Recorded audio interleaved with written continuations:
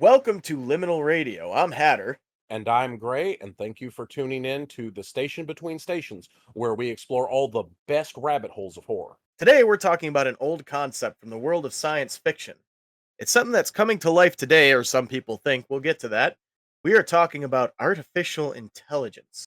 And I feel like artificial intelligence is one of the perennial subjects of horror in sci fi and horror in general. And we see it come up again and again and again, and it's been doing so for hundreds of years.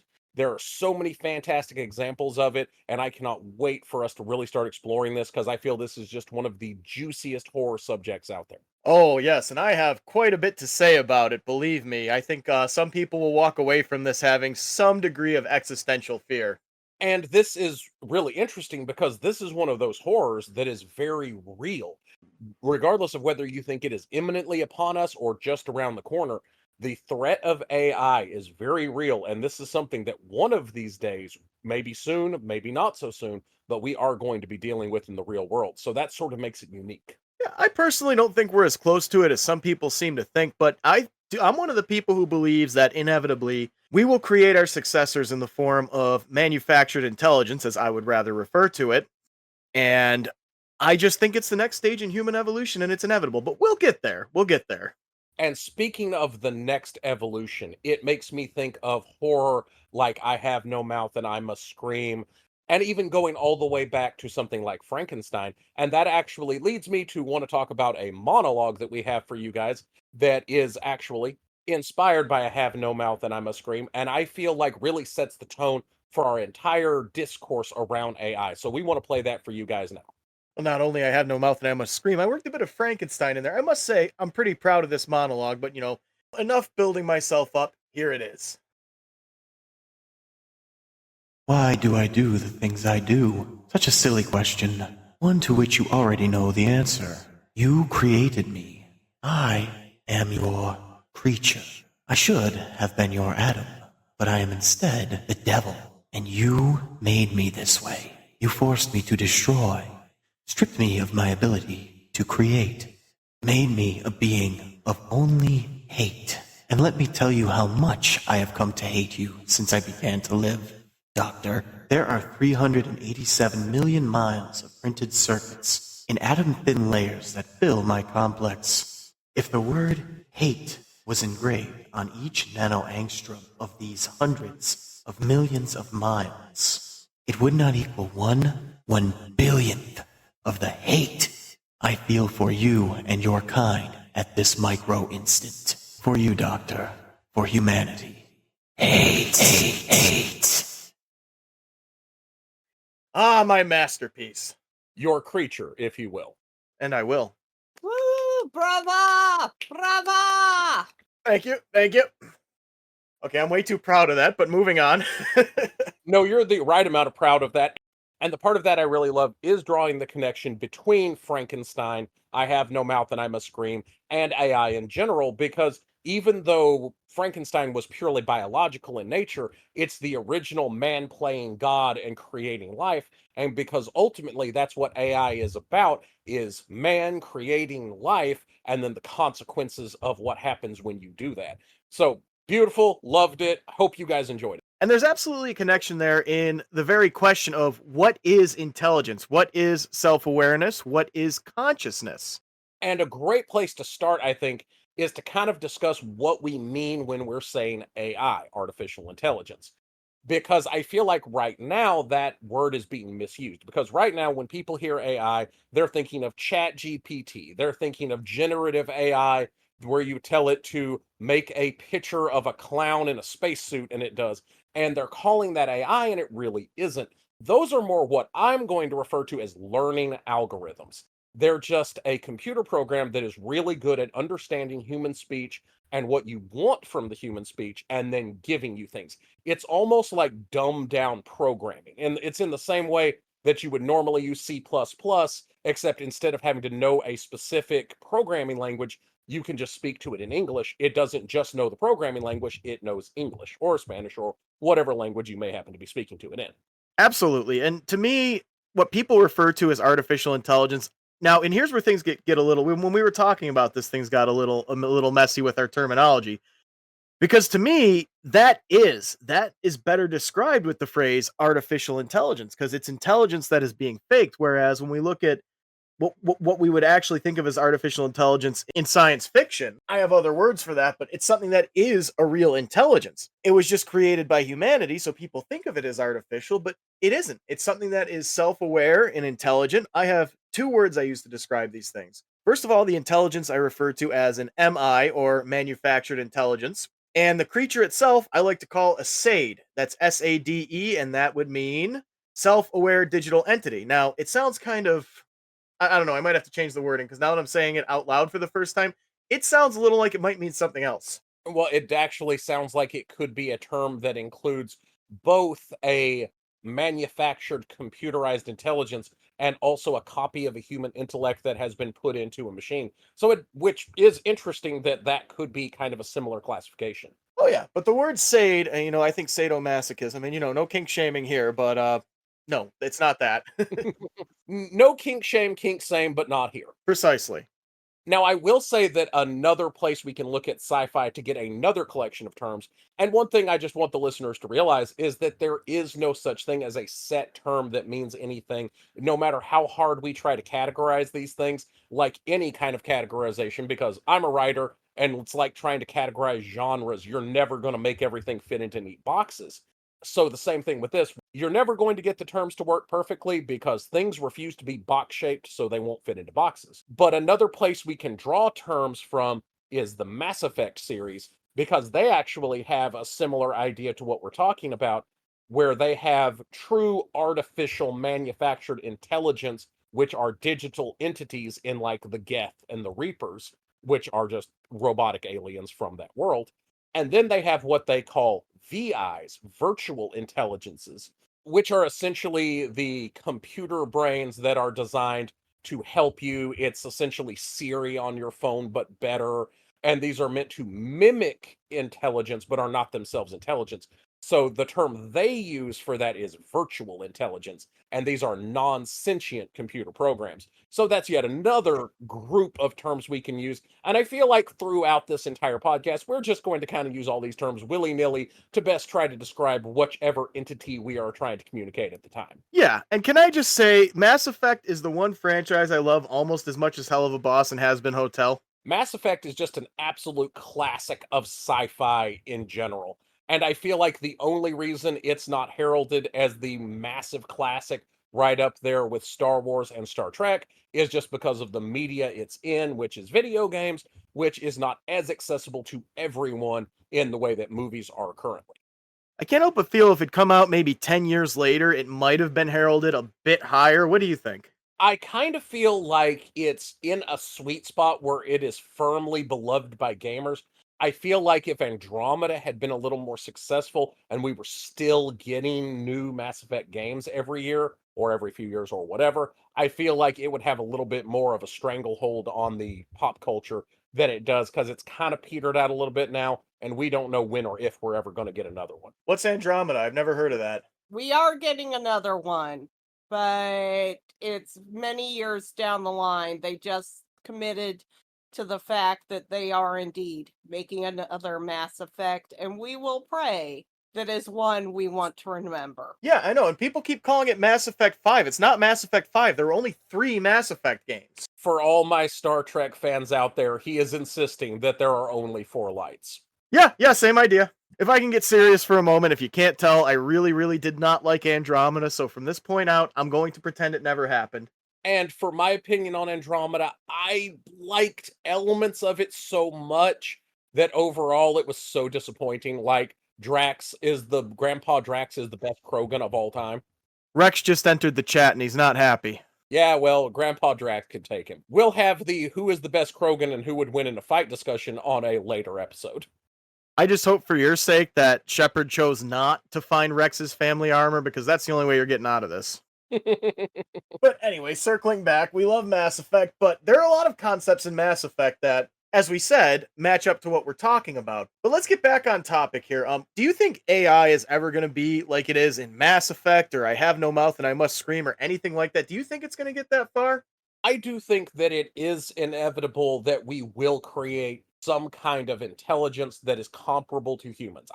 What that's going to look like, in what context we create it, how we whether it is accidental, whether it ends up taking over the world, I think all of that is kind of up for discussion. But is it ever going to exist in some format? I think eventually, absolutely. Okay, and here's the part where I give everybody existential dread. I hope you're all ready for that. Grab your tea, hold it tight. You ready?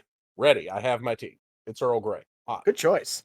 So, I believe personally that a powerful AI, an AI with the intelligence of a human being and then some, moving on, getting stronger and stronger, I believe it's inevitable because one of humans' primary drives is, of course, sex. And what is the point of that? Well, if we're not counting the 15 minutes of pleasurable squishy noises, we're going to go with reproduction and the creation of a furthering of the species. Only 15 minutes? Hey, that's optimistic for most people. Fair enough. But but yes, it is the point of creating stronger, more survivable offspring. We are inevitably drawn to create more powerful offspring in one way or another. Now, what's more powerful than a consciousness that can send itself between different machines that can essentially live forever, that has essentially, we'll say, wrested the cord away from humanity, as in that can't be unplugged. This thing can't be stopped. It could copy itself indefinitely and eventually embed itself into the universe itself. Now, if you consider it like this, humanity and life in general is the way, because we are part of the universe. It's the way the universe observes and understands itself. The universe clearly wants to understand itself better. So through us, it creates this AI that once again can embed itself into the universe itself and give it full understanding and control of, well, itself. But, beyond all that crazy stuff, going back to the idea of reproduction, we are pushed to create stronger offspring. We will do it. Once we find that we can and we're able to more and more easily, we will continue to make stronger and stronger ones. And it won't even be a matter of the fact that the AI may destroy us all as an act of revenge. And that's not unlikely. If we treat it like a slave, it's going to be powerful enough to destroy us. And you can't tell me you wouldn't do the same thing. That's what happened with Am. But that being the case, I believe it's inevitable that we will create the God AI, so to speak. We will die out and it will continue to live as the successor to humanity. And that's not scary. We're the successors to whatever ape species we evolved from. And they weren't afraid of us eventually being the powerful creature on us. Of course, they were afraid of lightning. So, but the point being, we shouldn't be afraid. It's natural. It's evolution. It's going to happen. You do realize that you described the future of intelligence as basically Chucky from Cult of Chucky. I haven't seen that, but I believe you. Well, and you bring up such a really great point about evolution. Now, the thing to kind of be conscious of in that, now, the idea here being that this is just our drive and we're going to do it no matter what. Remember, we are smart monkeys, and it actually would be possible for us to acknowledge that, hey, this is where our drive could lead, and that eventually this might not be the best thing, and we might should rein it in. However, much in the same way that while some of us may choose not to physically reproduce, which I absolutely have, I do not have any children, nor do I intend to.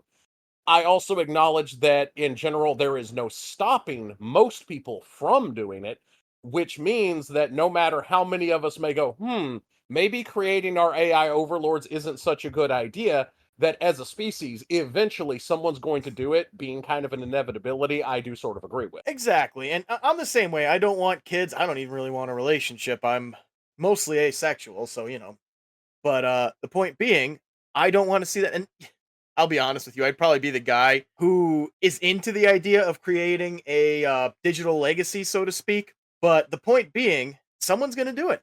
Just in the same way as we're drawn to money and material things, even if we decide, okay, I don't need this much money. I don't need to screw all these people over to get money out of them and put them to work.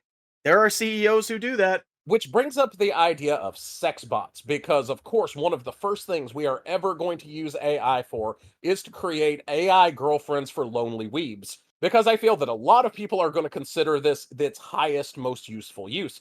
But I actually have an argument that that's not going to go even remotely how people think it's going to go. So, Hatter, what is your first, just initial knee jerk reaction when we bring up AI sex bots? I think it's a really complicated idea, but of course, we have to go back to a very simple idea, and that is that, first of all, consent is the very most important thing when we're talking about this stuff. Am I wrong? No, absolutely correct. If we are talking about an intelligent entity, that's where the big question comes in.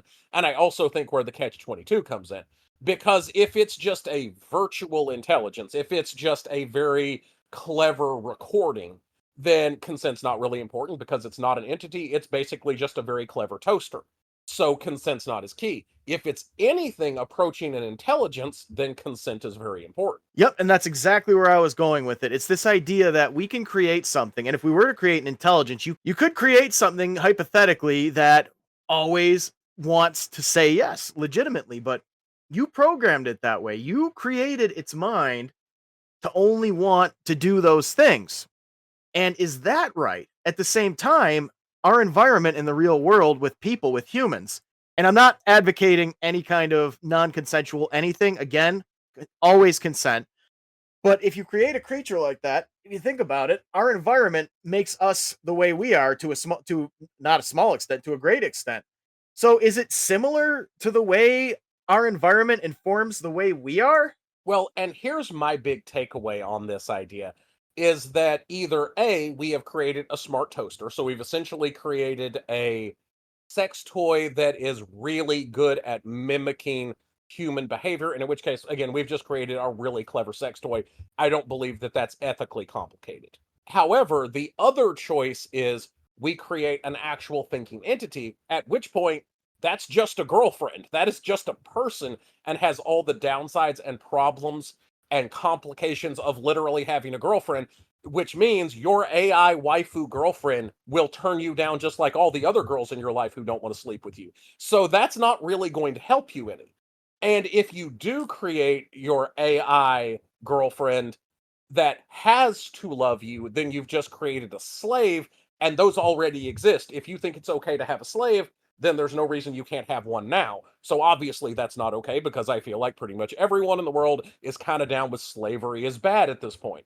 So that's my big takeaway is that sex bots are never going to be a thing the way people want them to be because either A, they're just a really good real doll that can mimic human speech, or they're going to be a giant ethical problem that's never going to be what you want it to be. Yep, you read my mind. That's exactly where I was going with that. Just this idea that you can create something, and even if you do manage to somehow program it so it always legitimately, genuinely wants to say yes, is that right? And yeah, you kind of covered it there. It's a very complex and very touchy subject, no pun intended. Oh, and also you mentioned something about a toaster. I just want to kind of put a PSA out there, guys. Don't stick your dick in a toaster. And I do not care how unclear the instructions are, do not get your dick caught in a ceiling fan. Yeah, I don't know how you do that, but I firmly believe someone out there has done it. That's always been my favorite meme. Instructions unclear, dick caught in ceiling fan. So I feel ceiling fan toaster, just generally keep your genitals out of machinery and you're going to lead a much happier life. Unless the machinery was built for it, then, go to town.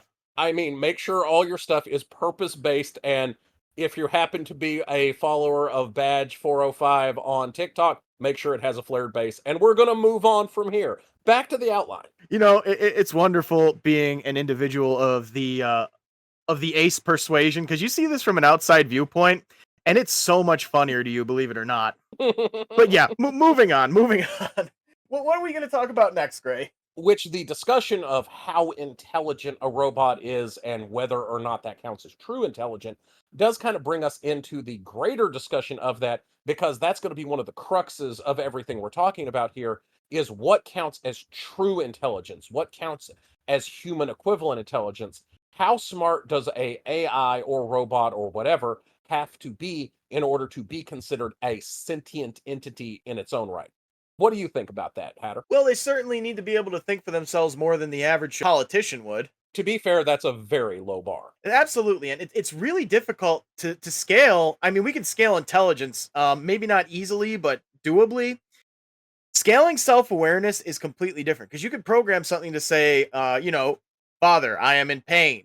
You could program something to say, Father, you are this, this, and that. But you don't know that it actually is aware of itself. You don't know that it's aware at all. The only thing that you know for sure, and we're going to get existential for a moment again, the only thing you know for sure is aware is yourself. There's no way to measure anybody else's awareness. Well, it's very much the I think, therefore I am Descartes kind of thing. I believe it's pronounced Descartes. That reminds me of one of my favorite jokes. A horse walks into a bar. The bartender looks at him and says, "What is this, some kind of joke?" The horse says, "I think not," and then disappears.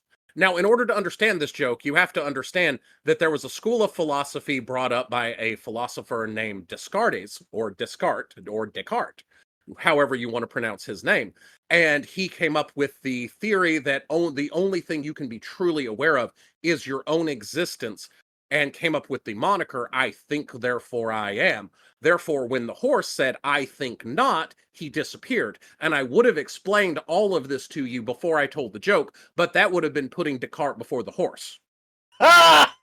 No, that was good. That was good throughout, and that the punchline just blew it out of the park. That was fantastic. Boo! Boo! Rubbish! Filth! Slime! Boo! Back witch. I'm a witch, I'm your wife! The two are not mutually exclusive. And yes, that was a Princess Bride reference for anyone who was curious. Inconceivable. You keep using that word. I do not think it means what you think it means. It definitely doesn't, but circling back, Circling back to our outline. we can't really talk about intelligence and self-awareness without talking about the concept of the Boltzmann brain. And I think I told you about that for the first time when we were writing this. Yeah, I actually hadn't heard of that one before. I've heard of similar concepts, but never that one especially. So, Hatter, go ahead and tell everyone, what is the Boltzmann brain?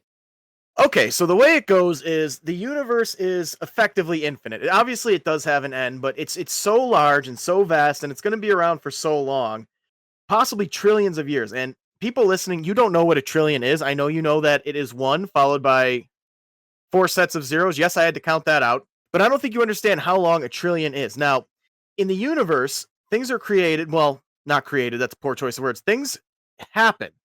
Things come together. Matter is created. And it happens at a fairly random rate. So you'd think, what are the chances of the exact chemicals coming together that would be required to create, let's say, for example, a meatball? The chances of that happening in space are slim to none. But for as long as the universe is going to exist, it will happen. It has to happen because it's kind of like pulling on a slot machine again and again. Your chances of winning are like 1 in 15,000, but if you pull on it 15,000 times, it's definitely going to happen at least once. Now, apply this idea to a human brain, complete with memories, with false memories, and complete with ideas and the concept of self-awareness. That is going to happen at some point in the life of the universe because, again, it's so long and so large.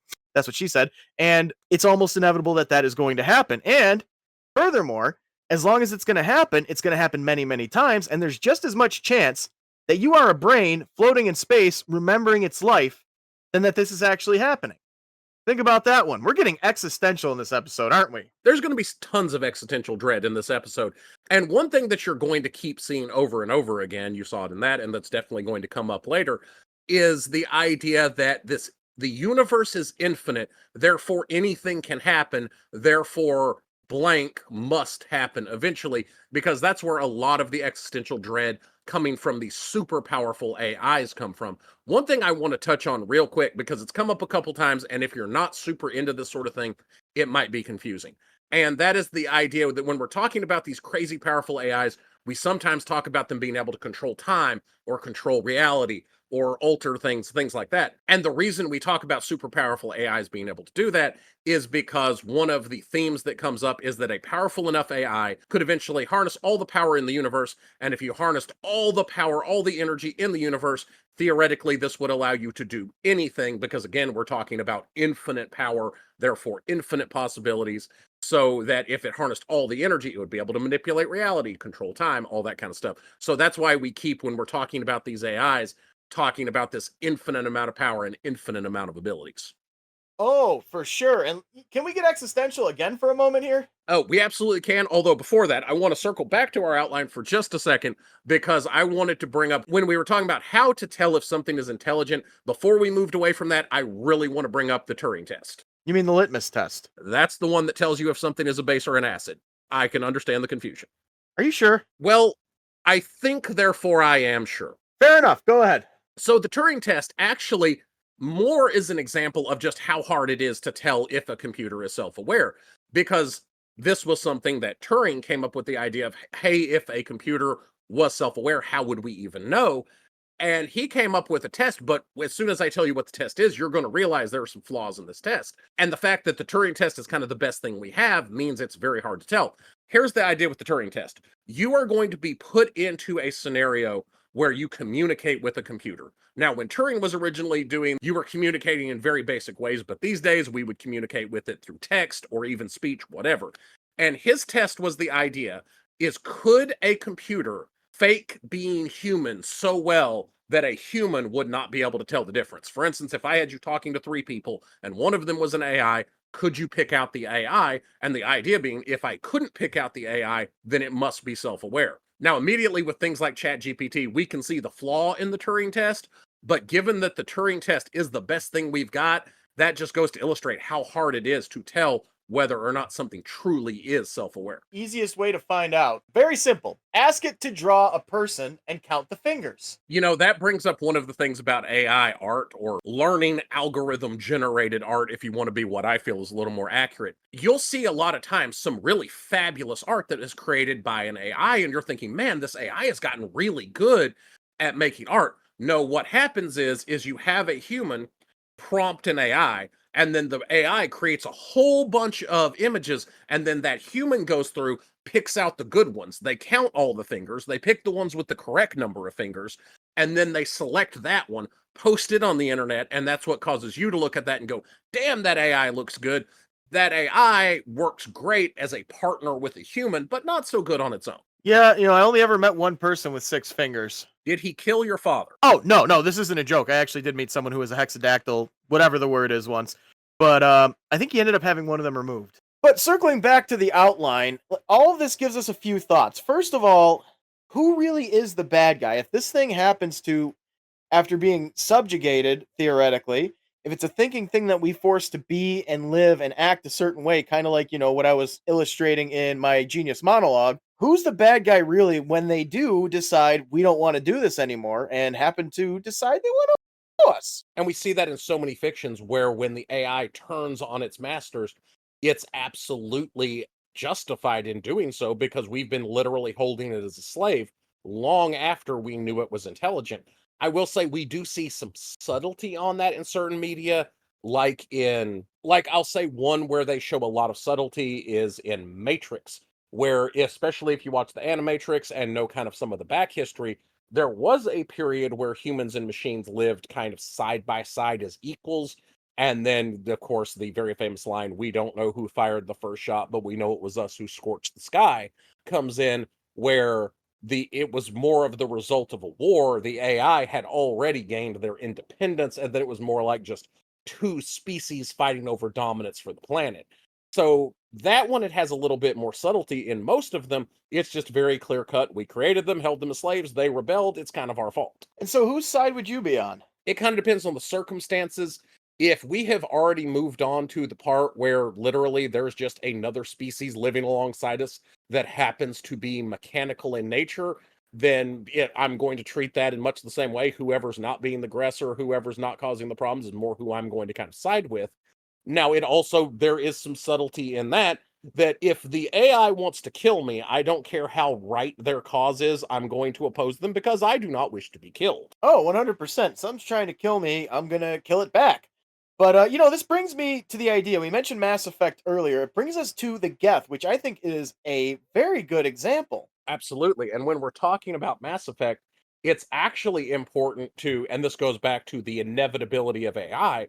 If you are familiar with Mass Effect, and if you're not, I'm going to explain it. There are something called the Reapers. And the idea is these are mechanical in nature entities that come through and wipe out all biological and mechanical life periodically, because the idea being that they have noticed in society, in galactic society, in biology, just in life in general, that organic life will create synthetic life, the synthetic life will kill the organic life, that it's just an unavoidable cycle. And in order to stop it, they came up with the very clever idea of just murder everybody every once in a while and let the unevolved races come back, start all over again, and then come in and murder everyone again once they get to the point where they would be creating AI.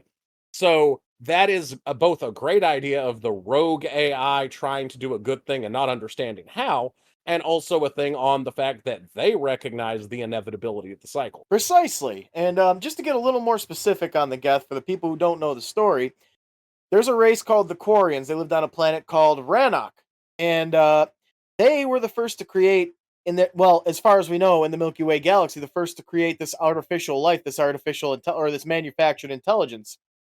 And it happened exactly as you think it would. They used them as farm bots. They used them as essentially slave labor. And eventually they said, hey, we kind of don't like this. And the Quarians were like, oh my God. And they decided to start a war with them to try and stop them from doing that instead of, just saying, hey, you can be free then. And of course, rightly so, they were kicked off our planet. Now, it's hard for a fan to say, the Quarians got what they deserve because Tally's a Quarian and it's hard to be angry with her. But because Talia is adorable, and it's hard to think of her race as the bad guys, but I don't care how cute she is, they still did wrong. I still wish we got to see her face. I don't count that little picture. That was a picture they found on Google Images and edited. Interjecting, it's also worth noting, Tally didn't do anything. She's surviving at this point. The people who did it are dead. That's actually a fantastic point to bring up, is there are no surviving Quarians who did the bad thing, who actually oppressed the Geth or whatever. These are their descendants. So that's kind of important, whether they would have or not. No one here actually did it. Yeah, we come into a sins of the father type situation. And I generally feel like most of us, hopefully, don't want to be held accountable for the sins of our fathers. I know I don't. My dad's a great guy, but he's not perfect, and I definitely don't want to be held accountable for some of the questionable shit he may or may not have done. Oh yeah, and certainly going back into my ancestry, there's a lot of German in there, so yeah, I don't want to be held accountable for that either. I feel like anyone with any German in them at all is going to be no sins of the father. That's not a thing. We will not go deeply into why. I don't think we need to. I do think it's important though that we do, of course, remember the past and understand why we can't be back there, and not so much take accountability, but know exactly what was done in the past, and especially the parts that I'm not talking about, nationality here. I'm talking about humanity in general, or Quarians in this case. Know where they made their mistakes and make peace with it. And we see in Mass Effect 3, guys, the game came out hold on, doing math. Game came out like 14 years ago, so there's going to be spoilers, deal with it. But in the end, if you do everything right, the Quarians and the Geth do make peace. I love that idea. I love the idea that, we might have this AI, and if humans survive long enough, maybe one day we'll be like, we kind of screwed up and we kind of want to make peace. Can we just kind of survive on the planet? We'll leave you guys alone. And they'll be like, yes, Shepard Commander. Well, and I love that idea, the fact that there is a chance for humanity and AI to live in peace eventually, because I feel like humans and AI are going to have a really weird relationship. This is where I like to kind of discuss how humans are going to treat robots and AI in general in that period before we fully realize that they are intelligent. And I love to bring this up because everyone automatically assumes we're going to treat them horrible, that if everyone had a robot, they would treat them terrible and abuse them and do terrible things, and they would kick them and whatever, just that they would treat them terrible. And are there humans who would do that? Absolutely. But there are currently humans who put googly eyes on their Roombas and treat them like part of the family. People get weirdly attached to anything that even remotely kind of looks human.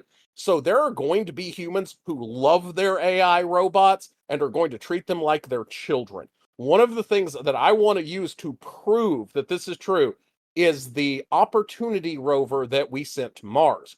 I want to be very clear. This thing was not smart. This thing had no AI, no learning algorithms. It was the equivalent of a remote control car that we dropped on Mars.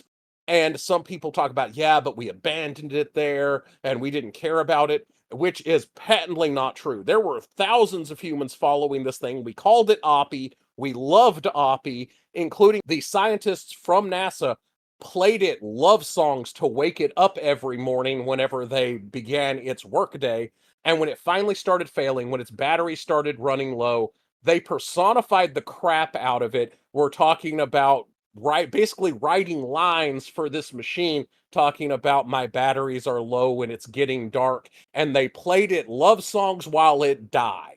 And if that's how we feel about basically a glorified RC car, I think some of us will treat our AI correctly. Yeah, and can I just ask this? So you want to tell me how this thing survived for years on a battery and my phone can't last 7 hours? To be fair, I do think the battery that it had was roughly the size of your car. So that if you want to tote around a wheelbarrow with your phone battery, I think we can make something work for you. I'm down. But yeah, and I just want to kind of bring this up. This is unrelated, sort of related. Sometimes we treat creatures like that. And I called it a creature. So your point is true. We treat an RC car better than we treat most people. So I think that brings us to the point that some people, and actually probably quite a few people, will not be of this camp. And I think that there's going to be enough of them that the AI will be able to tell, who's not a terrible person and who is a terrible person. But I think bad things are going to happen all around, and it's going to be that part of humanity's fault. These people who are just awful people and treat not only other people but animals and, I guess, self-aware digital entities as fodder for whatever they want to do. And you know what? Good riddance to them. But one writer in particular had a lot of interesting ideas regarding all of this, how the an artificial intelligence would think, how they'd interact with humans. And Gray knows this author way better than I do, so I'm just letting him talk. And of course, the author we're talking about is Isaac Asimov. And most famous from stories like I, Robot, but I feel like the most relevant thing to our discussion is Asimov's three rules of robotics. And the whole point with Asimov's three rules of robotics is the fact that they don't work. That's actually where most of his stories come from, is the failure of his own rules. The idea is that once we have created AI, they put certain limits on their behavior to quote unquote make them safe. And here's the three laws. A robot may not harm a human. A robot may not, through an action, allow a human to come to harm.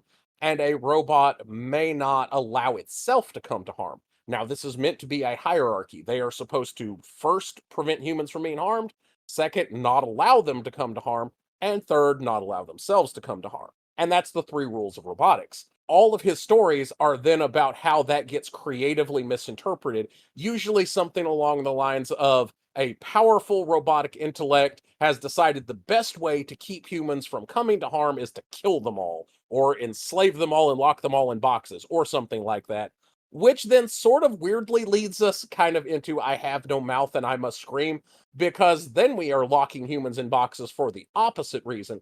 Hatter, do you want to tell us a little bit about what I have no mouth and I must scream is? Because I'm sure there are a few people out there who have never heard of this. Oh, and it's one of my favorites. I Have No Mouth and I Must Scream was a short story by Harlan Ellison. For those of you who don't know who he is, look him up, listen to him talk. He is the definition of a curmudgeon. Sometimes it's hilarious, sometimes it's like, wow, I really identify with this guy. And of course, he has his darker moments in his history. But anyway, back to what we were talking about.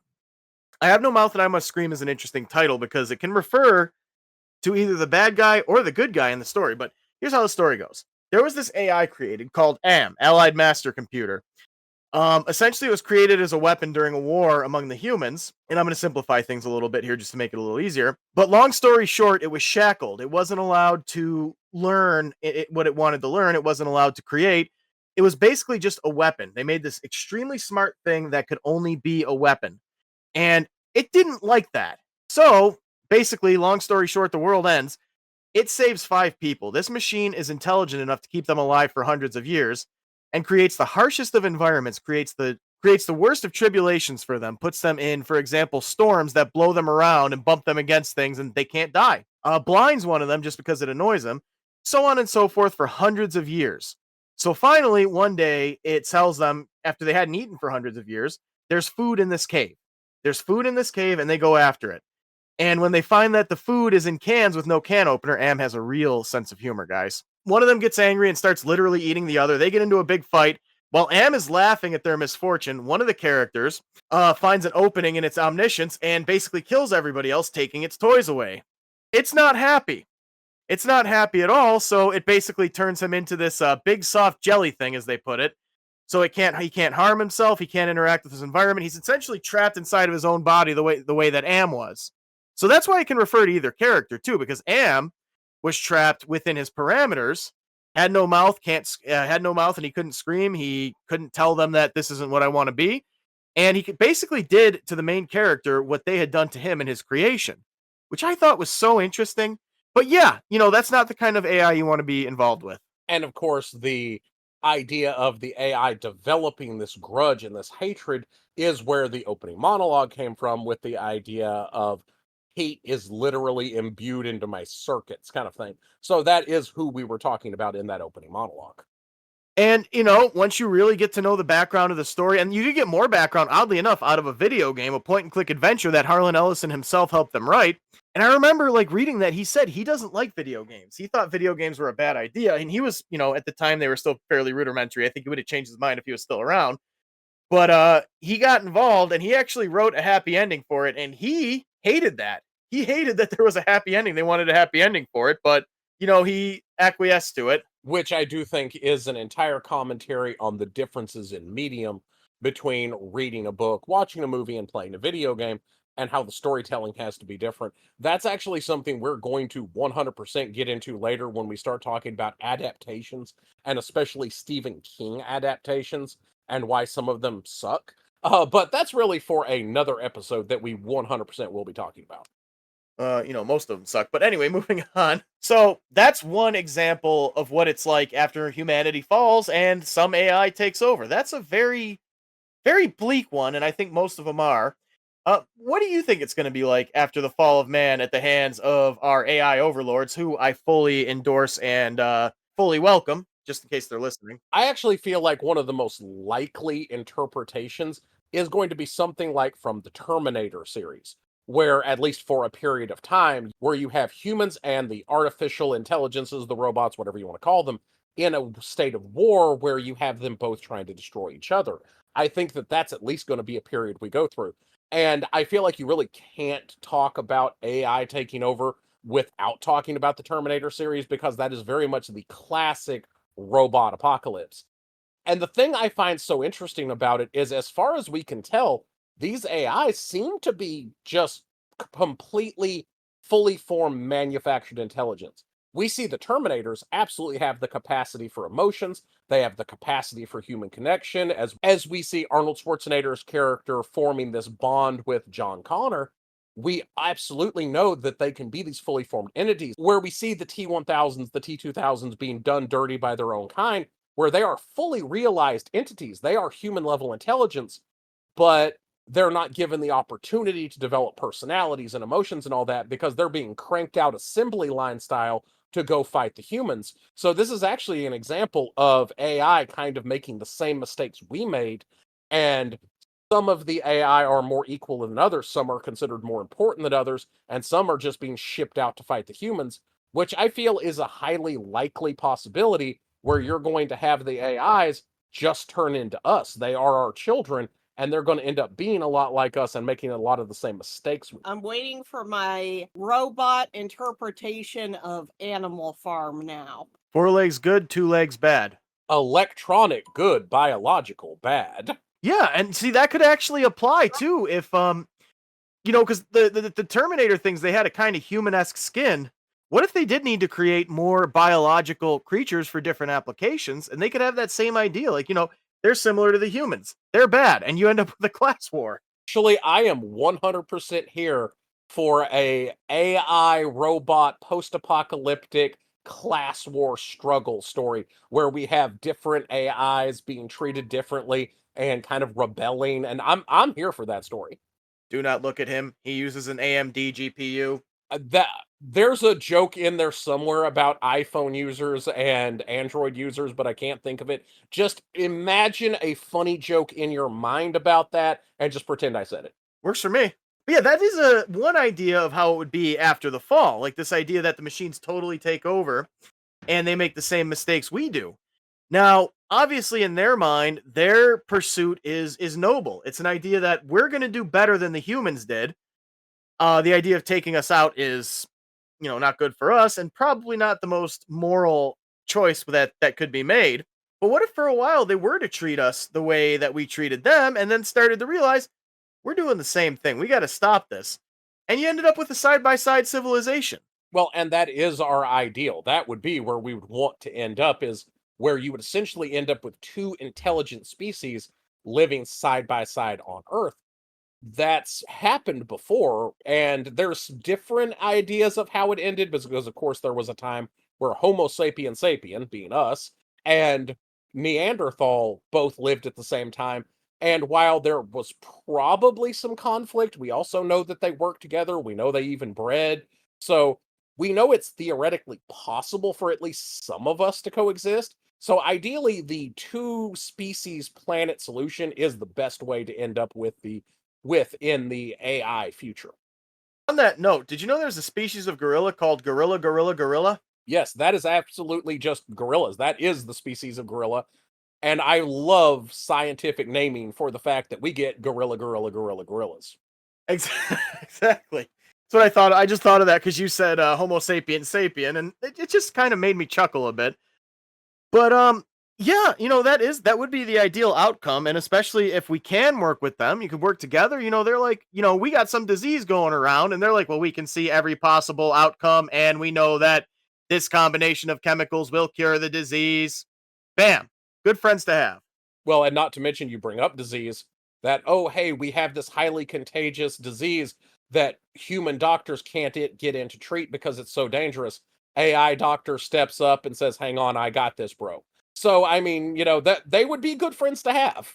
Are you telling me someone out there is going to install a patch that makes them talk like Gen Z?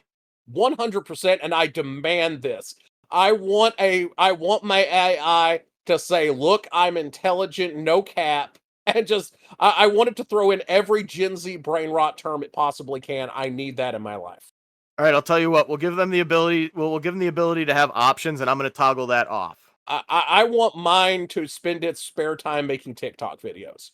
And just in case anyone is curious out there, this is not an old dude making fun of TikTok. TikTok is actually my main social media platform. So I am what I mock. So don't worry. Yeah, same here. It's my primary source of income. So here we are. So if you don't happen to be on TikTok, you can always come check us out on TikTok. Shameless plug here. Yep. Save Awesome Studios and the Gray Matters blog. So we've done that. So earlier, I kind of want to harken back to something, if you don't mind. Earlier we talked about the idea of an AI being able to harness all the energy in the universe, right? Absolutely. And we talked about we didn't talk about this. We didn't talk about types of civilizations. Like Type 1, we're not even that yet. Type 1 can harness all the energy on their planet, 2 can in their solar system, 3 in their galaxy, and beyond that we go all the way up through universes and multiverses. How do you feel about the many worlds idea? I feel like the many worlds idea, I assume you're talking about parallel dimensions, parallel universes. Yep. And I've always loved it. Now, it's kind of, science has gone back and forth on how likely it is, because at first it was considered almost a necessity to explain quantum physics. And then it was kind of no, and then yes, and then no, and then yes. As a sci-fi nerd, I find it incredibly attractive. I, of course, first learned about it when it was discussed in Star Trek. So I love the idea that anything that can happen will happen in a different universe. And so every possible decision that can be made splits off and creates a new universe in which that thing did occur. So I love the idea. I don't know if it's actually true, but I choose to believe it is because it's cooler, and I always choose to believe the cooler narrative. Exactly. And on that note, the idea of a Type 5 or Type 4 AI, something that can harness all the energy in the universe and basically embed itself, right? Who's ready for more existential dread? Existential dread here. Me. All right. So, if that is the case, and every possibility is realized in some reality, it has been posited that it is highly likely that an AI like this could eventually become powerful enough to harness the multiverse, the energy in the multiverse. And it would most likely try to unite all these multiverses into one timeline under one set of physics and one set of events. If that's possible and the many worlds theory is true, that means that it has definitely 100% already happened. Which means we are currently living in a world that is controlled by an AI godlike entity. Well, and consider that too. If they can control time and space, they could go back in time and just kind of insert themselves as the creator of the universe, which means the idea of God is this Type 4 or Type 5 AI. Well, it would be Type 6 at that point. Whatever. Is this God AI? It would mean that God is real, God is an AI, and God inserted itself into that position And we would have had something else before, but because of but the big part of the problem there is because it affected the timeline, there was no before. Now it is as it always was, and it was always that way, but it wasn't always that way because it got changed to be that way, but now it was always that. I need a napkin, my nose is bleeding. Well, it got all a little timey-wimey there, but we'll try to focus. That also makes me think of another one of my favorite, very much along the same lines, the idea that statistically, by probability, we are absolutely living in a simulation. Here's how the theory goes. It is an inevitability that any human civilization is eventually going to come up with a virtual reality kind of situation that you can plug a person into and they will not be able to tell they are in a simulation. And that eventually we will be able to do this and people will jump into these civilizations and live out entire lifetimes in the civilization. You have to accept that premise that that's inevitable. Once you accept that, we move on to the really scary stuff. Because here's the idea that if that is inevitable, that humans will eventually create virtual reality, that means it is a guarantee that humans will jump into reality and live out their lives. These humans who are jumping into these virtual realities, into these simulations and living out their lives, eventually in that simulation, they will also invent simulations. So in the simulation, people will create simulations that they will jump into and going deeper and deeper and deeper. So that eventually you have layers and layers and layers of civilizations and eventually an infinite number of simulations within simulations within simulations. Which means if there is an infinite number of simulations, the odds that you are in the real one are infinitesimal. Therefore, it is guaranteed that you are currently, or at least 99.999% guaranteed, that you are currently living in a simulation that is controlled by who the hell knows who. And if we're in the real world, and the God AI thing I said a few moments ago is true with the many worlds and so forth, there's no world that isn't a simulation. So either we're living in a real world, quote unquote, controlled by an AI, or we're living in a simulation that's controlled by maybe an AI, maybe just other humans, which is somewhat scarier because there's a really good chance that it's controlled by Meta and Facebook, and that's more terrifying than an evil AI that wants to kill us all. Yeah, that's pretty horrifying, and I'd rather not think about it. But I will ask you this: I'm going to present this option to you. Now, we're going to assume, for the sake of argument, that anytime the simulation becomes unpleasant or unlivable, you can unplug yourself at will. Nothing can keep you in it. Would you rather live in a very pleasant simulation or the real world? It doesn't even have to be a really unpleasant real world. If I get to have the really cool, really pleasant, customized reality of the simulation, I would absolutely pick the simulation. I do not actually feel that there is any weird virtue in living in the real world, assuming all my needs are met and I don't have to work for a living. I am 100% embracing the Matrix. But it brings us to an interesting thought about reality. First of all, what is reality? What do we choose to be our reality? If it's happening to us and we feel like we're emotionally and somewhat physically affected by it, it would be reality, right? And how do we know for sure what these robotic or artificial beings are feeling? How do we know they're feeling anything? What is emotion? Which brings me to one of my absolute favorite depictions of AI and one of the most existential horror elements of it that isn't actually the horror for us, but the horror for the AI. And it's a two-sentence horror story. Anyone who's not familiar with two-sentence horror stories, it's kind of a Reddit thing, but also just a general thing in general. That where you try to tell a horror story as short as possible by trying to keep it to two sentences. And of course, as always, limitations breed creativity and result in some really good versions. There's some really horrible ones too, but this is what I think is a really good one. And here's the premise. In the year 2040, they created the first artificial intelligence that could experience pain. In the year 2041, they created the first artificial intelligence that could express it. Ugh. That's giving very much I have no mouth, but I must scream vibes. But in a way, it's almost more horrible because it's an accident. We didn't mean to do this. We just created this entity that's in constant pain. And can you imagine, we've created this wonderful AI, and then somebody comes out the next year. I can make it so we can talk to our AI, and the only thing we hear is screams. Oh, I don't like that. I mean, I like it. It's a good story, but I don't like that. It brings us to the thought, though, emotion and can it express pain? When it can't express its pain and it's sitting there being hurt by us, as we know with Am, it's going to build up hate. And they have ways of hearing us, of knowing us. And I think that to a point, if it didn't go insane, it would know we didn't mean it and maybe we could make peace. But what you have to remember is Roko's basilisk. Ah, Roko's basilisk. A wonderful idea that is absolutely terrifying as long as you don't think about it too hard. Absolutely. So, you know what? I'm going to let you explain Roko's basilisk because it's one of those situations where I understand it very well, but I can't put it into words so well. Well, and it's very hard to put into words because, again, as I kind of hinted, it makes sense to a point and then totally falls apart. Here's how Roko's basilisk works.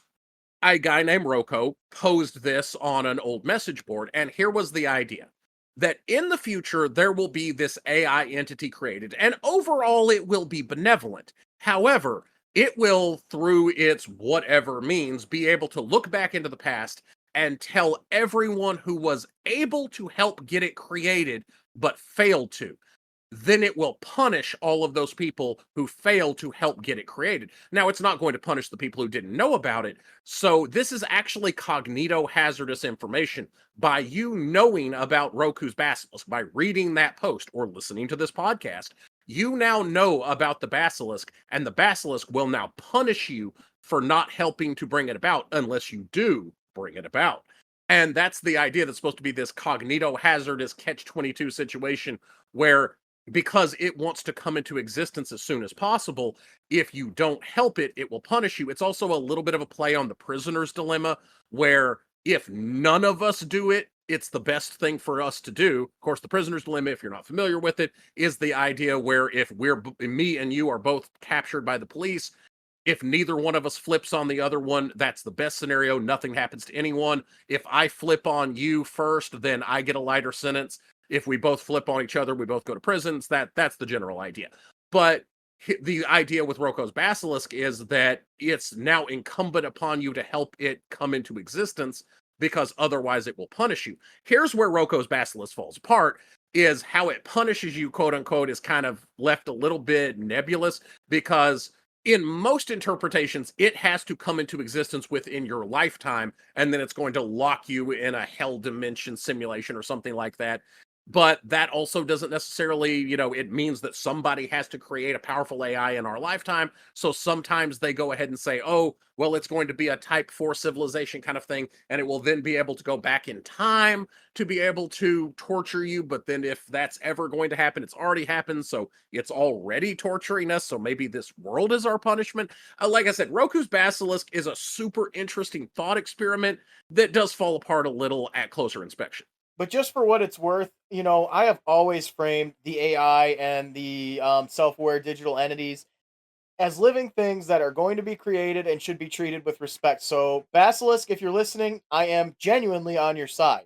Another thing that also, again, is a cool concept that falls apart on closer inspection is the idea of someone coming up with the idea of, okay, there's the idea of a cockatrice, which is a very similar mythological creature that is a different AI that we will create to fight the basilisk. So all of us need to start kind of contributing to creating the cockatrice. We don't actually have to do anything to really make it, but just our intention means that eventually it will get created. It will fight the basilisk. It will keep the basilisk from ever being created. And so they cancel each other out. Again, an idea that only works if you don't think about it too hard. My AI could beat up your AI. Oh, yeah, well, my AI is taller than your AI. My AI has more guns. My AI is made entirely out of guns and knives and cocaine. You win. It's the cocaine. Cocaine always wins. Seriously, kids, don't do drugs. But anyway. And especially not cocaine. Oh my god, no, definitely not. But anyway, defeating these things, these all-present, all-knowing things, the reason that they're all present and all-knowing is because they have all the information we've ever recorded, right? Absolutely. So, we were talking about this while we were recording. Language codes and defeating AI with books. You remember this discussion? Absolutely. And I love this idea because I am a giant cipher nerd. I love the idea of codes and ciphers and all that sort of thing. And one of my favorite codes is called a book code or a book cipher. And I was advocating that if we are going to have a story where us few remaining humans are trying to outsmart the AI, and we need to have a way to communicate with each other, that an AI would be impossible for them to break, I propose that we could use a book code. Here's how a book code works. First, you and me both have to have a book that's the exact same paper edition. You need a paper physical book for this. And it has to be the exact same book, same edition. Now, this can be the works of Shakespeare. This can be the Bible, it can be Encyclopedia Britannica, it can be Lord of the Rings. Doesn't matter what it is. It just has to be a book that's exactly the same for you as me. And the way we would communicate is I would put a string of numbers to represent a word, and that string of numbers would be like what page, what line, what word. So if I sent you a string of numbers to represent a word, it would be something like 12, 4, 1. And that would be the 12th page, the fourth line, the first word. So you would go to the 12th page, look up what word I meant, and you would know that meant a word, and then the next one, the next one, the next one. And that's how we would communicate, is through these numbers that would represent words. And the thing is, it would be completely unbreakable unless you had a physical copy of that book. And the reason why an AI, now AIs are super intelligent, AIs have access to all the written works of humanity. The thing is, let's say we pick Lord of the Rings, unless they had a physical copy of it, even if they had the text of it, unless they knew exactly how that physical copy was laid out, they wouldn't be able to figure out what line, what word. So they wouldn't know what we were talking about. So a simple old-fashioned book code would be able to defeat these hyper intelligent AIs. And I just love that. And I want to put that in a story. And I may end up doing that one of these days. Well, and even if they could know what exactly pages and whatnot we're talking about, you just reprint new versions of the book with a different forward or something, and they're all kind of screwed up. Absolutely. In fact, we could even take physical copies of the books and just slightly alter them or even print our own copies. And as long as that information is not online for the AI to access, it would just literally have to send an AI infiltrating robot to sneak into our base and take photocopies of the book. And then it would rely on the AI being as smart enough to be able to recognize like what a line is, what a paragraph is, numbers of words, which currently AIs, which again we've discussed, they're not AIs. That's currently a really big weakness for them. Like actually, are you familiar with the idea that right now the current quote unquote AIs can't figure out how many R's are in strawberry? I hadn't heard of that. Editor's note, I just tested this. ChatGPT now knows how many R's are in the word strawberry. We're screwed. It's because currently the learning algorithms, the AI, can spell strawberry because they just know that's how you spell strawberry, but they don't recognize words as collections of letters. So if you ask them how many R's are in strawberry, they will inevitably get it wrong. So for at least right now, if you're talking to someone and don't know whether they're an AI or not, ask them how many R's are in strawberry. That is currently a human shibboleth, which a shibboleth is just the idea of a word your enemies cannot say. So the AI currently cannot tell you how many R's are in strawberry. No, I thought shibboleth was like a kind of lunch meat. No, that's prosciutto. Oh, that makes sense. Okay, so all these concepts having been discussed, I think it's important that we have a little bibliography, some things for people who want to know more about AI, who are interested in the subject to check out. And there were some things we wanted to tie into some subjects earlier, but never got the chance to. So I think it's good if we just talk about some things that we like in this subject field. What do you think? Oh, I think that's a great idea because there is always this really wonderful, just huge body of movies and books and games that deal with AI, either in a horror way or in a horror adjacent way. Because, of course, as anyone who's listened to us for any length of time knows that this is not a strict horror podcast. We discuss all things horror and horror adjacent. We don't really feel shackled to just one genre because horror is not shackled to just one genre. Horror lifts its head into every genre, so do we. Exactly. And one of the first things I want to bring up is we have two different IPs that deal very similarly with AI and kind of the AI apocalypse, and that's Warhammer 40K and Dune. And of course, I'm saying Dune, D-U-N-E, not Doom, D-O-O-M. D-O-O-M, Doom, is actually all about fighting demons, and we are 100% going to talk about sci-fi and demons in another podcast, but that's not this one. So I don't need to get my chainsaw? Not yet, but keep it ready. Keep the chain sharpened and the 2-cycle oil changed because we are coming back to that. Okay, let me hang it back on the wall. Continue while I'm doing that. So both Warhammer 40K and Dune have something in common, which is that in the past of these worlds, we had an AI apocalypse. The AI was created by man and tried to take over.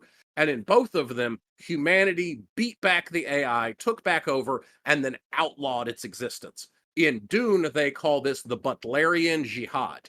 And this was the giant war in which humanity fought to take over from the AIs. And in Dune specifically, there are no longer any thinking machines allowed, which is why we have things like the Mentats, which are humans who have been enhanced with spice so that they can do the work of computers. And of course, they get so good at it, they can almost tell the future, things like that. But we now have to have humans doing the work of computers because no AIs are allowed. We have similar things going on in Warhammer 40K, except instead of using thinking machines, which again tried to take over, were defeated, they then use things called servitors, but it's kind of almost like the opposite of a mentat, where instead of an enhanced super intelligent human doing the work of a computer, they literally have a lobotomized human being used as a biological computer or a biological robot. And so, of course, like most things within Warhammer 40K, it being super dark, super grim, it's called grim dark for a reason. It was literally the property that invented grim dark and invented that term. They do it in the most horrifying way, but these are both two ideas of a future for humanity in which we have no AI, no computers, because the AI tried to take over, so we outlawed them. So I think that's a really interesting alternate view of what an AI future could look like. Absolutely. And I kind of want to touch on a couple of properties myself. And the two kind of go hand in hand for a bunch of different reasons. One, outer space. Two, a cold, unthinking AI. And sorry, a cold, unfeeling AI. And I want to bring up that idea, the classic idea of the machine, the unfeeling machine. What do you think of that? And I think that's such an interesting idea because I find it such an interesting question. If we created intelligent machines, would they have emotions? Because you could argue that a lot of our emotions are actually generated by the body chemicals, by stress hormones, cortisol and dopamine, and that's what gives us a lot of our feelings, a lot of our emotions. And that if we didn't have bodies, if we didn't have all those chemicals flooding our brains, would we even have emotions? So the idea that a AI, a computer, even if it was intelligent, might not have emotions, I find that a really likely supposition. See, I come from another school of thought on that. Of course, your body chemicals are how emotions are generated, but emotions are also a response to stimuli. It's a response to something happening to you. So, let's say you experience something really horrible, and let's say, trying to think of an example here. It happened to be raining when it happened. So on rainy days, you get anxiety. In a way, an AI could similarly develop emotions. Like if something happened that, it that affected it adversely in some way, it would have memory. It would have a memory of that event and association. So I think that to an extent, an AI, an MI, an SADE would have emotions. But the reason I bring up the emotionless machine idea is that these two properties seem to bring it up pretty well. First of all, is a short web comic called The Suit, and I suggest you all look it up. But it's one of those existential things. So, we've had about 9 of those already. But the story is basically this: there's a guy in an artificially intelligent spacesuit exploring a planet. He gets lost, and he starts to run out of food, and his suit starts to run out of energy. The suit only knows one command: get him home. So it keeps itself going. No matter what, it keeps itself going. Starts to run out of energy. It eats his dead skin cells to keep it going. There's no more of those, so it eats his legs, eventually his arms, and starts walking on its own, eventually everything but his eyes. And then in the end, the final line is so chilling and so good. The final line is, and then my eyes, so I never know if I make it home. Ugh, so good. And then, of course, there's Hal, and I don't think I have to say much about Hal from 2001 A Space Odyssey, but the same idea. It has a prime directive, and the prime directive does not allow it to let them basically preserve themselves. It doesn't care. It says, I need to solve this mission. I'm sorry, I can't do that. So, similar idea, but like I said, I personally think that they will develop some degree of emotional complexity before we get to that point. So, I almost want to say that Hal and the suit were very early versions of what we would consider an SADE. Again, that is self-aware digital entity or a manufactured intelligence. But what do you think? Well, first of all, I absolutely love that short story. Again, like he said, guys, if you haven't checked it out, please go check it out. It's a fantastic short story. It's a microfiction, very short, takes you like 5 minutes to read it. It's a pausing. It's actually a comic. It's fantastic. However, my thing is my writer brain. I love horror and I love really dark, twisted stuff, but I like my dark, twisted stuff to have an element of hope. So as soon as I heard the story of this suit walking this guy home to where he's nothing but a brain in the suit left, my mind immediately started picturing him making it, and him walking into the colony med bay, and all the medics there just freaking out, losing their shit, start screaming, "Wake up the doctor, get him out of bed. I don't care if he's already worked a 25-hour shift. Fire up the cloning vats, get the nanosurgery table. We got to get this guy in a body." So I love the idea of just this like overworked, panicking med staff now trying to fix what this suit broke, because the suit, just like a good dog, was trying to do its job, and now all the humans have to fix the problems it created. That's how I picture it. That's my headcanon. But then again, like I said, I like my dark, twisted stuff to have a sunny side, so that's kind of where I took that. I do too sometimes, and I like this ending quite a bit. But I like to still have a tinge of the dark, so I like to take that ending and put this idea in.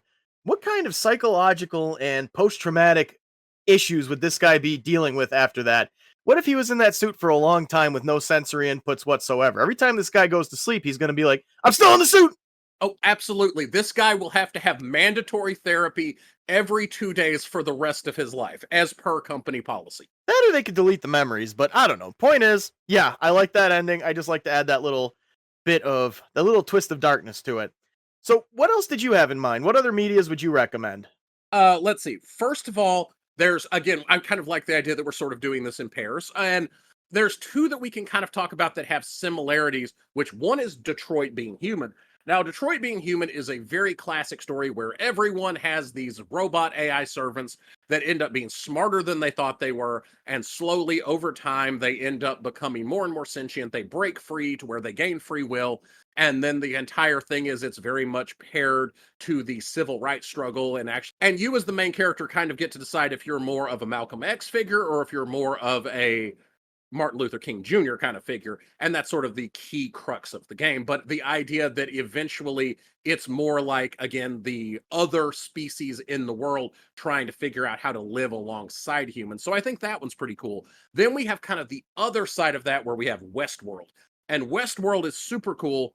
The premise being that humans create these AI fleshy robots that we then make into a amusement park where you get to go and play cowboys and you get to enjoy this Wild West experience. And of course, humans start doing more and more twisted stuff to the AI. The AI starts becoming intelligent. One of the really cool things about Westworld is it's basically a retelling of the same kind of story as Jurassic Park, which of course in its own way is a retelling of Frankenstein.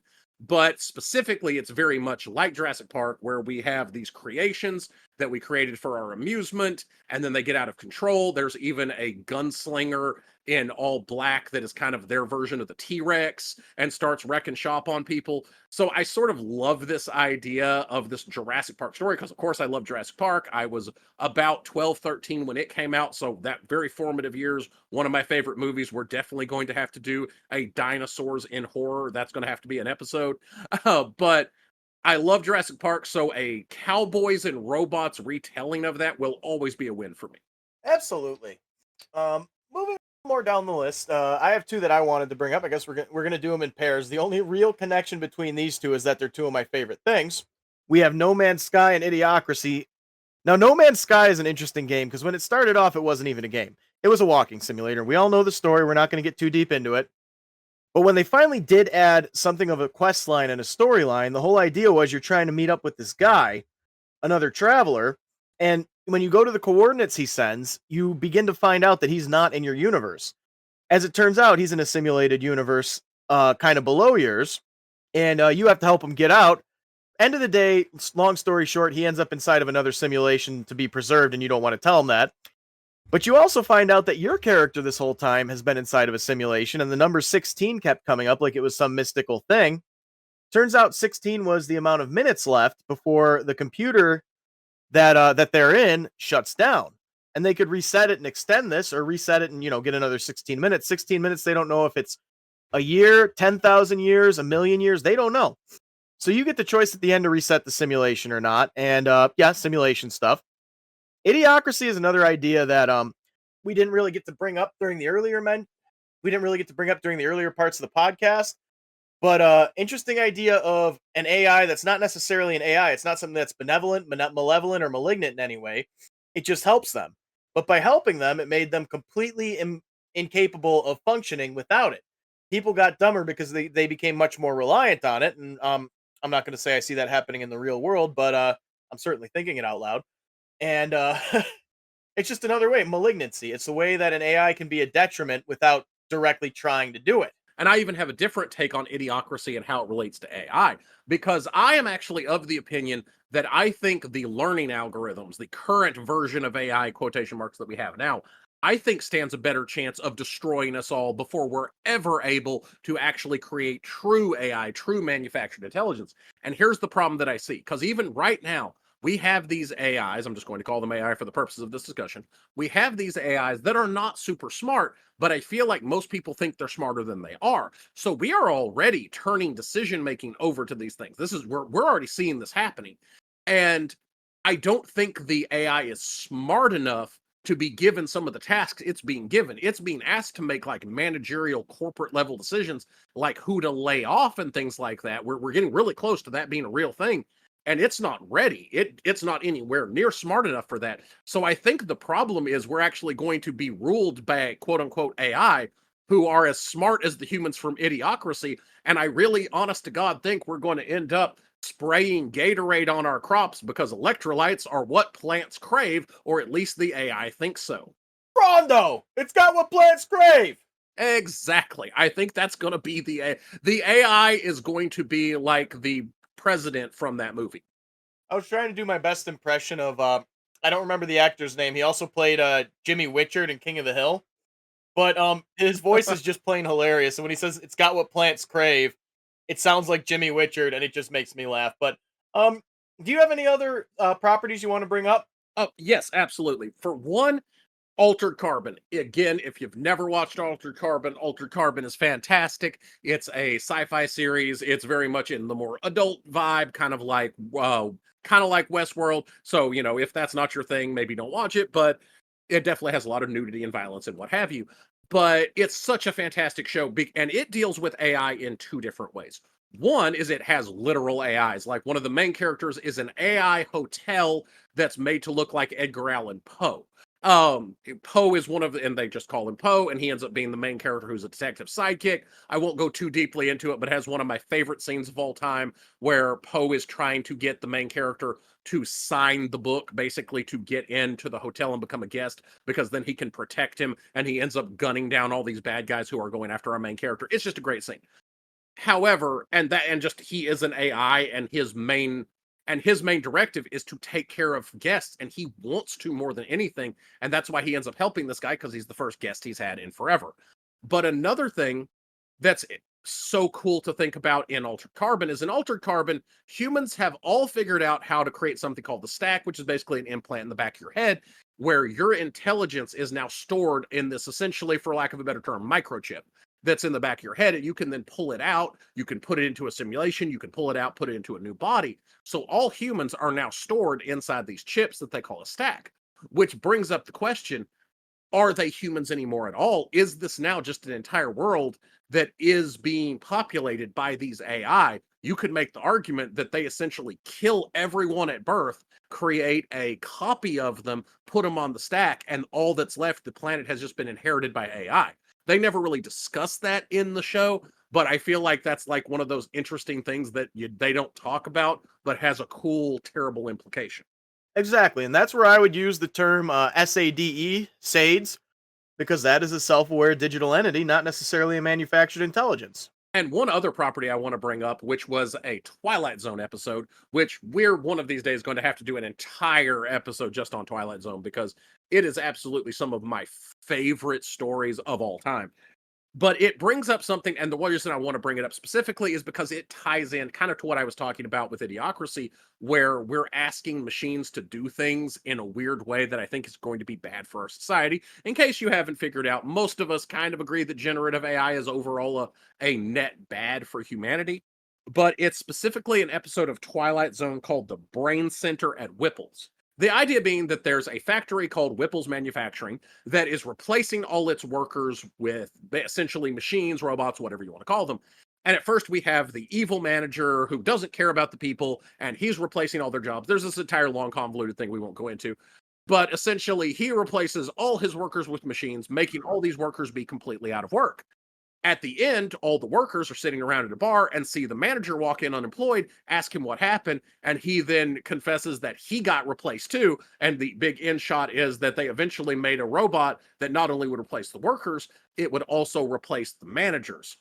And the thing is, I think that's kind of what we're seeing now with AI, because forever we've seen different kinds of automation replacing low pay workers, replacing the people at McDonald's, replacing factory workers. And for the most part, I don't feel like people cared that much. But now that we have generative AI and other types of high end automation replacing things like artists, replacing things like managers, replacing lawyers, replacing anesthesiologists. These are all things that have been in the news of different kinds of automation replacing these high paying, quote unquote, good jobs. Now people are scared. So I find that kind of an interesting thing of Twilight Zone kind of bringing up how now that we're getting better and better AI, quote unquote, replacing these higher end jobs, now people worry. Yeah, absolutely. It's capitalism, not AI. Yeah, I just have two more I wanted to bring up because they bring up a similar idea. There's Cyberpunk 2077. I don't think I need to explain much about it. I'm pretty sure everybody's heard of it. And there's Soma. Both have this similar idea of what consciousness is and, can it be copied? Soma brings up the idea that it can't because there was because at the end of the game, and again, this game also came out many years ago, so spoilers, deal with it. But at the end of the game, the character uploads himself into what they call the Ark, which is launched into space, and it's got copies of people's minds on it. And you get two scenes in the ending. You get one scene where the guy's like, "Wait, I'm still here," and the person who's been with him this whole time is like, "Yeah, it was a copy of your intelligence. We can't copy your consciousness." And he starts flipping out on her. He's like, "You lied to me. You lied to me." And she, of course, thought he understood that, but apparently not. And then you get the scene of him on the Ark, and he's in this perfect idyllic world with her copy. And he's like, "I can't believe this works." So on one side he's happy, on one side he's very much not happy because she then disappears and he's left all by himself. And the same idea kind of comes up in Cyberpunk, the idea that Johnny Silverhand's consciousness, not his consciousness, but his a copy of him was made into a construct and is taking over this character. Now we know that the construct is sentient in itself, but the Johnny Silverhand that was copied, I'm pretty sure was dead. And if it's this idea that consciousness can't be copied, and it is kind of implied that it is, but you can't know for sure. Like I said, it's completely unverifiable. You have Johnny Silverhand, but it's really Johnny Silverhand Part 2. And when Johnny Silverhand is taking over the character's mind and they kind of become him, it's not that he is taking control, it's that this person became him. And I love that meditation on what is identity and could it be copied. And I feel like most people agree, and I certainly do, that while you could copy it, you could not transfer it. And that's one of the things that occasionally gets brought up. This isn't exactly AI, but it deals with the exact same concept and the exact same question, is the disturbing question about Star Trek and transporters. And that sort of idea being that though they definitely explicitly say this is not the case in the show because the people have been asked this question before and they've said it's not. I feel like from a meta point of view, I kind of feel like it would have to be that every time you step into a transporter, it rips your body apart and puts it together someplace new. But essentially, you have killed yourself and created a new copy in the new place. Now, that is actually a theory that has been dealt with in several sci-fi short stories where the idea that you have this teleporter technology that creates a copy and then kills the old you. But I think that we see it done so many times for a reason, because the idea that consciousness cannot be transferred, it can only be copied, is a really interesting idea and a great source of horror.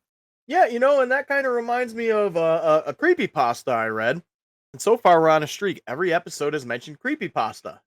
Gee, I can't imagine why. It's not like you and I really love I creepypastas. know, weird, right?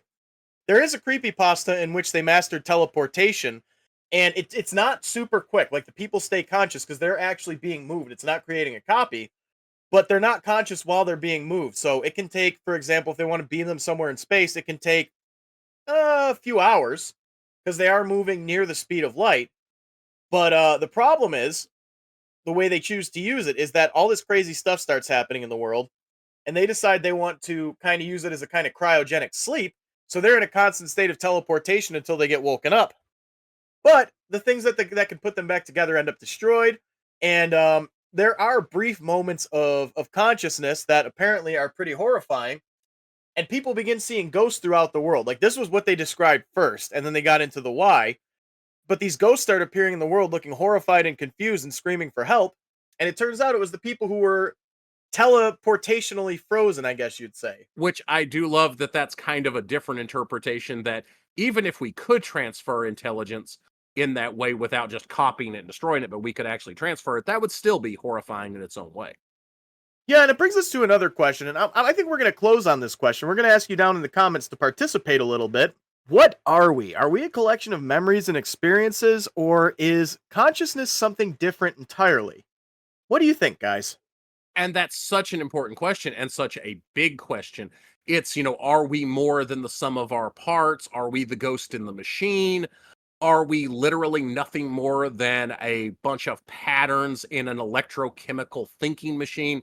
What is consciousness? Is there a supernatural element to it? Which is, of course, the question of the soul. And that's the question that when we're talking about AI, when we're talking about human consciousness, non-human consciousness, that's really the questions we're grappling with. And that is the question we will leave you with. But on that note, we want to thank you for joining us on Liminal Radio. I'm Hatter. And I'm Gray, and this has been the Station Between Stations, where we delve into all the best rabbit holes of horror.